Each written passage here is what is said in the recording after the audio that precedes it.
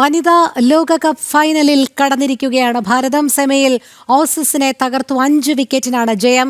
ഇത് 3-ാം തവണയാണ് ഭാരതം വനിതാ ലോകകപ്പ് ഫൈനലിൽ എത്തുന്നത്. സ്പോർട്സ് ഡെസ്കിൽ നിന്നും കൃഷ്ണരാജ് ചേരുന്നു. കൂടുതൽ വിവരങ്ങളുമായി കൃഷ്ണരാജ് പറയൂ. രോഹിണി, വളരെ അഭിമാനത്തിന്റെ നിമിഷമാണ്. നമ്മുടെ വനിതകൾ ഓസ്ട്രേലിയൻ കരുത്തുറ്റ ടീമിനെ പരാജയപ്പെടുത്തി 5 വിക്കറ്റിന് തോൽപ്പിച്ച് ഫൈനലിൽ പ്രവേശിച്ചിരിക്കുന്നു. 2 തവണ നേടാനാകാതെ പോയ കിരീടം ദക്ഷിണാഫ്രിക്കയെ തോൽപ്പിച്ച് നേടാനാകുമോ എന്ന കാത്തിരിപ്പാണ് ഇനി ബാക്കിയുള്ളത്. ഏതായാലും അഭിമാന പോരാട്ടമായിരുന്നു. ഓസ്ട്രേലിയയെ പോലെ ലോക ക്രിക്കറ്റിൽ ഏറ്റവും കരുത്തരായ ടീമിനെ തന്നെ പരാജയപ്പെടുത്തി ഫൈനലിലേക്ക് എത്തുന്നു എന്നത് ഇന്ത്യക്ക് നൽകുന്നത് ചില്ലറ ആത്മവിശ്വാസമല്ല.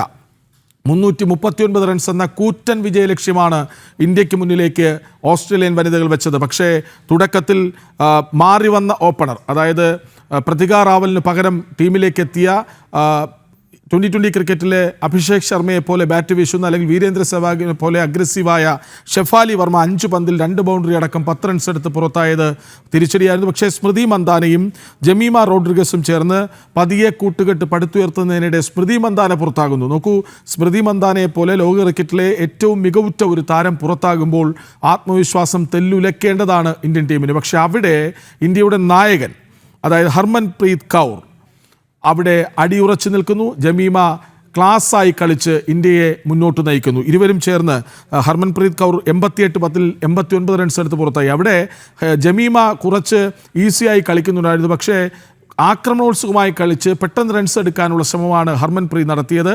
ഒരു ഘട്ടത്തിൽ 30 റൺസ് 40 റൺസോളം പിന്നിലായിരുന്ന ഹർമൻപ്രീത് ജമീമയെ ഓവർടേക്ക് ചെയ്ത് പുറത്താവുകയായിരുന്നു 89 റൺസ് എടുത്ത്. പക്ഷേ ജമീമ തോൽക്കാൻ മനസ്സുണ്ടായിരുന്നില്ല ജമീമയ്ക്ക്. അവിടെ ഒരു ക്യാച്ച് ഹീലി കളയുകയും ചെയ്തു. ലൈഫ് കിട്ടിയ ആത്മവിശ്വാസത്തിൽ വളരെ ക്ലാസ്സായി ഒരു ഘട്ടത്തിൽ സൂര്യകുമാർ യാദവിനെ പോലെ, ചില ഘട്ടങ്ങളിൽ സച്ചിൻ തെണ്ടുൽക്കറെ പോലെ ക്ലാസ് ഷോട്ടുകൾ കളിച്ച് മനോഹരമായി ഒരറ്റത്ത് നിലയുറപ്പിച്ച് നിൽക്കുകയായിരുന്നു ജമീമ. അതിനുശേഷം ഹർമൻപ്രീത് പുറത്തായ ശേഷം ദീപ്തി ശർമ്മയുമായി കൂട്ടുകെട്ടുണ്ടാക്കുന്നു, റിച്ച ഘോഷുമായി കൂട്ടുകെട്ടുണ്ടാക്കുന്നു. ഈ ജമീമയുടെ മികവിന് മറുവശത്ത് കൂടുതൽ ആക്രമണോത്സവമായി കളിക്കാനാണ് ഈ ദീപ്തി ശർമ്മയും റിച്ച ഘോഷും ഒക്കെ ശ്രമിച്ചത്. 17 പന്തിൽ 24 റൺസ് എടുത്ത് ദീപ്തി ശർമ്മ പുറത്താകുന്നു. പിന്നാലെ എത്തുന്ന റിച്ച ഘോഷ് കുറ്റനടികളുടെ താരമാണ്, ഇന്ത്യയുടെ വിക്കറ്റ് കീപ്പർ ബാറ്ററാണ്. 2 4ഉം 2 6ഉം അടക്കം 16 പന്തിൽ 26 റൺസ് എടുത്ത് പുറത്തായി. അതിനുശേഷം ഫാസ്റ്റ് ബൗളർ കൂടിയായ അമൻജോത് കൗർ ക്രീസിലേക്ക് വരുന്നു. അമൻജോത് ആദ്യം 2 പന്ത് പതിയെ കളിക്കാൻ ശ്രമിച്ചു. പക്ഷേ പിന്നീട് 2 ബൗണ്ടറികളുടെ അകമ്പടിയോടെ 8 പന്തിൽ 15 റൺസ് എടുക്കുന്നു. ഒരറ്റത്ത് 134 പന്തുകൾ കളിച്ച് 14 ബൗണ്ടറികൾ മാത്രം അടിച്ച്, 14 ബൗണ്ടറികൾ മാത്രമെന്ന് പറയുമ്പോൾ ബാക്കി എത്രമാത്രം റൺസ് ഓടിയെടുത്തു ജമീമ എന്ന് നമ്മൾ ഓർക്കണം. ജമീമ റോഡ്രിഗസ് 134 പന്തിൽ 127 റൺസ് എടുത്ത് ഇന്ത്യയെ 9 പന്തുകൾ ബാക്കി നിൽക്കെ ഒരു ഘട്ടത്തിൽ ഇന്ത്യ പതറുമോ എന്ന ചോദ്യം ഉയർന്നിരുന്നു. കാരണം ലീഗ് ഘട്ടങ്ങളിൽ ദക്ഷിണാഫ്രിക്കയോട്, ഇംഗ്ലണ്ടിനോട്, ഓസ്ട്രേലിയയോടൊക്കെ ജയിക്കുമെന്ന് തോൽപ്പിച്ച ഘട്ടത്തിൽ ഇന്ത്യ വളരെ പെട്ടെന്ന് തിരിച്ചടി നേരിടുന്നത് നമ്മൾ കണ്ടതാണ്, പരാജയത്തിലേക്ക് പോകുന്നത് കണ്ടതാണ്. പക്ഷേ ഇത് സെമി ഫൈനലായിരുന്നു. സ്വന്തം കാണികൾക്ക് മുന്നിൽ തോൽക്കാൻ മനസ്സിലായിരുന്നു ഇന്ത്യൻ വനിതകൾക്ക്.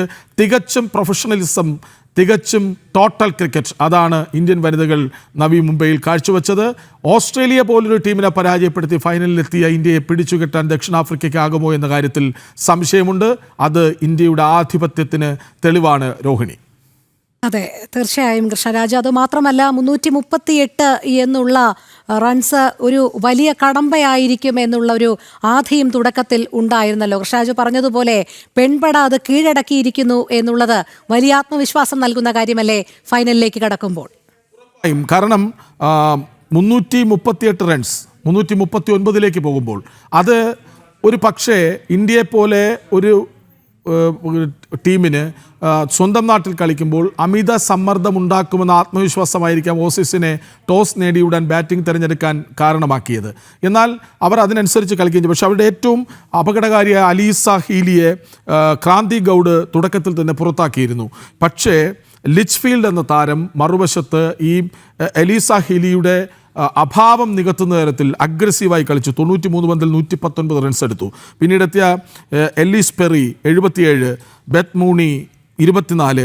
അതിനുശേഷം വിക്കറ്റുകൾ തുടരെ വീണ് കൂടുതൽ പ്രതിരോധത്തിലേക്ക് ഓസ്ട്രേലിയ പോകുമെന്ന് തോന്നിപ്പിച്ചപ്പോഴാണ് ഗാർഡനർ എത്തി 45 പന്തിൽ 63 റൺസ് എടുത്ത് ടീമിനെ കൈപിടിച്ചുയർത്തിയത്. അങ്ങനെയാണ് ഒരു അനായാസം കളിച്ച് മുന്നേറി 338 റൺസ് അടിച്ച് 339 അടിച്ചെടുത്ത് ജയിച്ച് കാണിക്കൂ എന്ന് ഇന്ത്യയോട് അവർ പറയുന്നത്.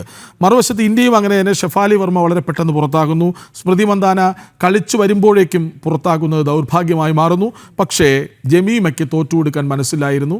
എല്ലാ ഷോട്ടുകളും കളിച്ച് എത്ര മികവോടെയാണ് അവരുടെ ഇന്നിങ്സ് മുന്നേറിയതെന്ന് നമ്മൾ കണ്ടതാണ്. ഏറ്റവും ഉജ്ജ്വലമായൊരു ഇന്നിങ്സ്, അതും നാട്ടിൽ ഇന്ത്യയെ ഓസ്ട്രേലിയയെ തോൽപ്പിച്ച് ഫൈനലിലെത്തിക്കാൻ കാരണമാക്കിയ ഒരു ഇന്നിങ്സ്. അതുപോലെ തന്നെ ഹർമൻപ്രീത് കൗർ ക്യാപ്റ്റനും കൈകൊടുത്തേ മതിയാവൂ. 89 റൺസ്. പിന്നീടെത്തിയ ദീപ്തി ശർമ്മയും റിച്ച ഘോഷും അമൻജോത് കൗറും മികച്ച ചെറിയ ഇന്നിങ്സുകളിലൂടെ ഇന്ത്യയുടെ വിജയം ഉറപ്പിക്കുകയായിരുന്നു. 9 പന്തുകൾ ബാക്കി നിൽക്കെയാണ് ഈ 339 റൺസ് മറികടന്നത് എന്നത് ഇന്ത്യക്ക് നൽകുന്ന ആത്മവിശ്വാസം ചെറുതല്ല. അത് ആവർത്തിച്ച് പറയേണ്ടി വരും. ദക്ഷിണാഫ്രിക്ക ലീഗ് മത്സരത്തിൽ ഇന്ത്യയോട് തോറ്റ ഘട്ടത്തിൽ ജയിച്ചു കയറിയവരാണ്. അവർക്ക് ആ വിജയം ആത്മവിശ്വാസം നൽകുന്നുണ്ടാകും. പക്ഷേ ഇത് ഫൈനലാണ്.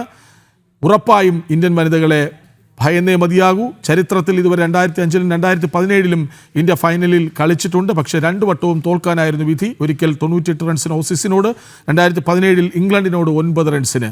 അതൊക്കെ മറികടന്ന് ഇവിടെ ഇത്തവണ ഇന്ത്യൻ വനിതകൾ ചരിത്രം കുറിക്കുമോ എന്ന കാത്തിരിപ്പാണ്. ഏതായാലും അവിസ്മരണീയമായൊരു ഫൈനലിലേക്കുള്ള കാത്തിരിപ്പായിരിക്കും അത് എന്ന കാര്യത്തിൽ ഒരു തർക്കവും വേണ്ട.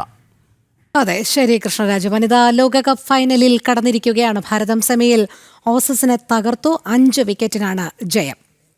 ഇത് 3-ാം തവണയാണ് ഭാരതം വനിതാ ലോകകപ്പ് ഫൈനലിൽ എത്തുന്നത്. സ്പോർട്സ് ഡെസ്കിൽ നിന്നും കൃഷ്ണരാജാണ് വിവരങ്ങൾ നൽകിയത്.